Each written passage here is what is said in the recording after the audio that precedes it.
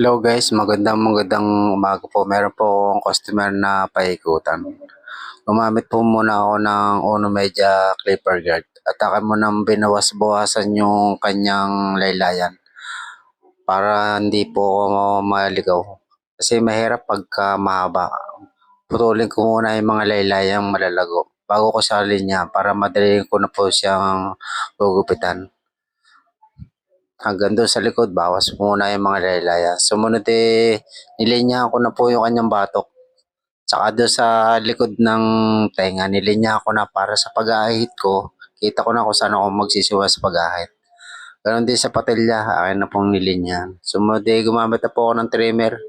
Nirekta ko na po ng burahin sa trimmer. Dito na po ako magpipinis sa pagbubura po ng linya ng guhit.